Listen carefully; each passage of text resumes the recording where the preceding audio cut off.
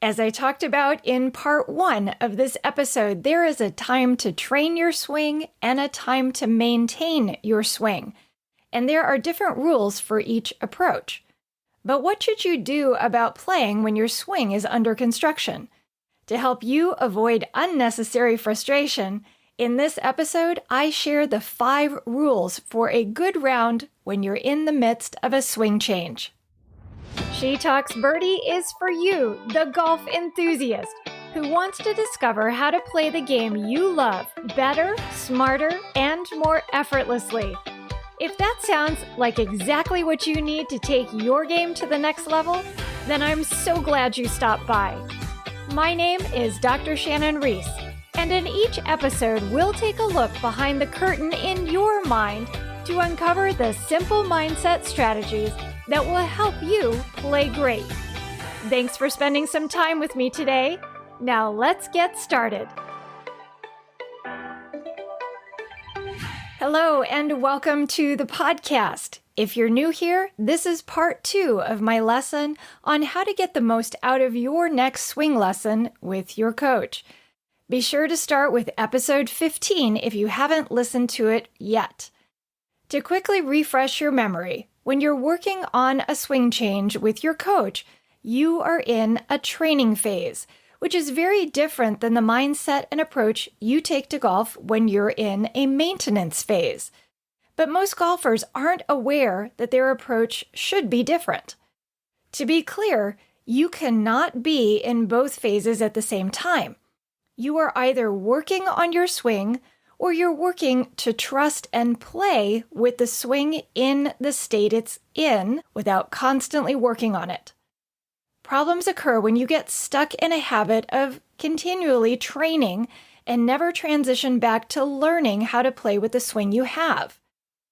When in a training phase, my best recommendation is that you spend the majority of your time on the range. It is a pressure-free environment as compared to the course, and there are fewer distractions you have to deal with. To get the most out of your time on the range, you want to make sure that you're creating the right mental environment in which to learn.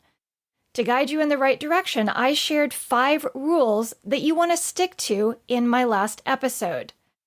They are, number 1, set aside time to train. Number 2, embrace the growing pains. Number 3, lead with patience and a positive attitude.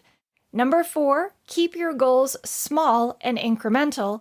And number 5, be mindful of your position on the journey.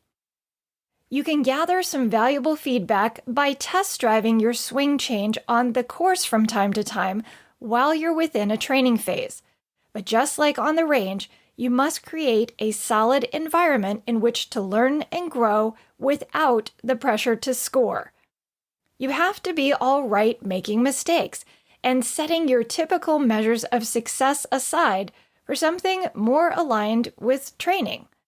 I realize that may sound difficult when you are accustomed to gauging your success by your score, but it is possible and better when you take your swing to the course with a mindset that fits what it is you're working to change. That brings us to the 5 rules that will help you have a productive round while training your swing. Rule number 1, play with a training-centered definition of success. While in the midst of a swing change, you cannot expect to measure your success on the course the same way you would when you aren't training your swing. This means that your score and current stat tracking needs to be set aside. Because your swing is in a state of flux, your score and statistics will likely be in a state of flux too. Therefore, it's necessary to define what success looks like in a different way. In my last Facebook Live Q&A, I did a deep dive on episode 15 and talked more about how to position yourself for success on the range. One important bonus tip was to connect with your swing coach to discuss the types of micro improvements you'll want to be looking for. Those are what you can use to shape a new training-focused definition of success that you can take with you to the course. If you'd like to have access to the replay from that live Q&A, Be sure to use the link on my show notes page to access the private Facebook group. Using your score or even your on-course statistics as your primary measures of success will only provide you with a limited picture of your performance. And while your swing is under construction, that feedback might not be accurate. Learning to look for other signs of progress within your process enables you to stay connected with the indicators over which you have direct control.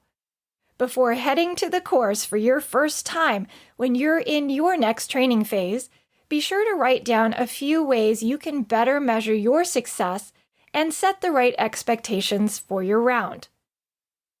Rule number 2, focus on doing one thing well. During a training phase, there may be multiple small things you want to be working on in your swing at one time. As I mentioned in the last episode, it's better to focus on one thing at a time. The same approach is important when you choose to take your under-construction swing to the course. There are many things you already need to focus on while playing. In an effort to keep your mind as free of clutter as possible, plan to focus on doing one thing well, one shot at a time for the entire round. For example, just being mindful of maintaining a good takeaway position would be a great singular focus. Avoid adding any other objective to your goal for the round. Be patient so that you increase the rate at which you assimilate that one improvement so you can move on to the next one in the short term. The simpler you keep things when you're on the course, the better learning environment you will maintain. Rule number 3. Expect to make progress by making mistakes. Change never occurs overnight, so you won't do things perfectly every time when you're learning something new. Mistakes will happen, and you need to give yourself permission to make them without being self-critical when you do.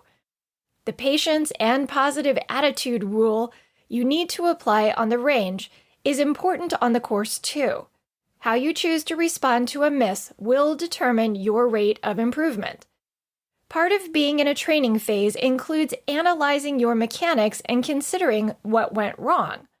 But I don't want you to view your swing through an emotional or critical lens, rather a constructive and objective one. The best way to evaluate any shot is to, number 1, analyze how you executed the one mechanical aspect you're focused on. Number 2, determine what, if anything, wasn't correct. And number 3, reinforce the correction by slowly repeating the movement the right way before moving on. Remember that when you take your swing to the course for a test drive, the goal is to identify and work through the kinks. If you beat yourself up each time things don't go as you'd like, you will remain stuck right where you are. Rule number 4. Be creative and flexible. When making a swing change, you have to fully accept that your game will change too. That's the point, after all. If you expect things to remain the same, then you are setting yourself up for a lot of frustration. A rigid approach to golf is an unsuccessful approach whether you're in a training phase or not. The game that is never the same 2 rounds in a row requires you to play with creativity and flexibility. Learning does too. I talked about the importance of both of these characteristics in episodes number 2 and number 9 in case you'd like to learn more. Set your expectations around gaining lots of great feedback from your round by being willing to test theories, hit to different targets, use different clubs in new ways, and to consider all possible options at your disposal with every shot. Tap into your inner Phil Mickelson and Bubba Watson and have some fun experimenting. This approach is a great mental game skill you will want in your bag for every round. It can position you for greater overall success in and out of a training phase. Because your game will ebb and flow, you need to mentally prepare yourself to do the same rather than fighting against that natural trend. Rule number 5, track your progress after every hole. Just because you won't be logging a stroke count on your scorecard after every hole doesn't mean there isn't something meaningful to track. Rule number 2 for your round tasks you with establishing your singular goal. You are playing with a purpose to do one thing as consistently well as you are currently able to do. Scoring yourself on that one thing can help you keep the momentum going during the round. But here's the important reminder when it comes to this rule. You don't want to track how many times you don't succeed or the ratio of success to failure. I want you to make a point to learn from failure, but I don't want you to keep track of how many times you make mistakes. You can use your scorecard to note how many times you correctly executed your one thing once you complete the whole. If you did things right one or more times, then take a moment to celebrate those successes. If not, then take a moment to appreciate the fact that you gave it a good try and trust that you will find success on your next attempt. The key will be how well you proceed with a positive attitude centered on learning and growing. As with anything, the mindset you choose to practice and play with while you're in a training phase will determine your success.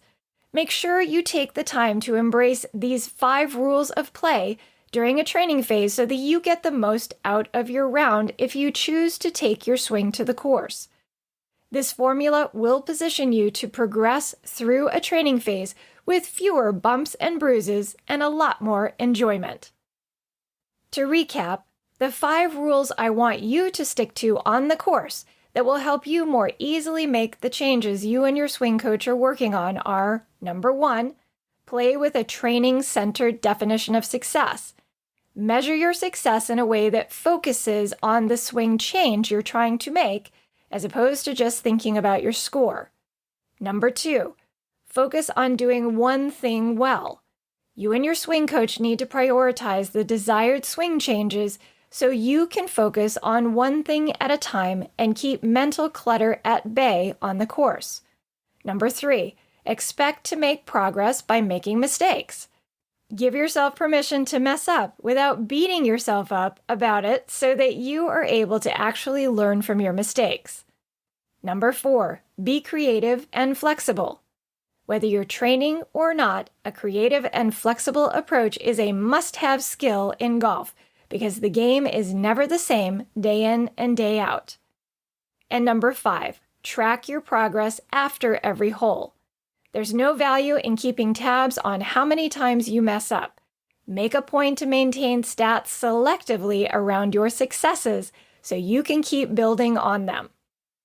To help you implement the rules from this episode, I've created a cheat sheet for you that you can download for free by going to trainingforoptimalperformance.com/016. That's trainingforoptimalperformance.com/016.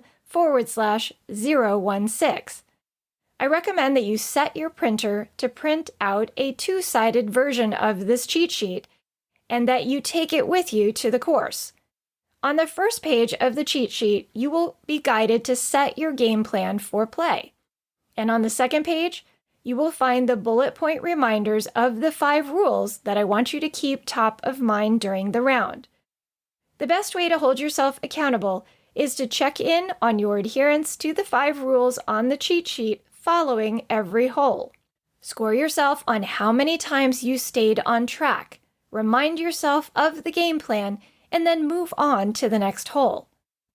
If you have any questions about this episode, be sure to join me this coming Tuesday inside my Facebook group for my next live Q&A session at 11 a.m. Eastern Time, where you can ask me anything.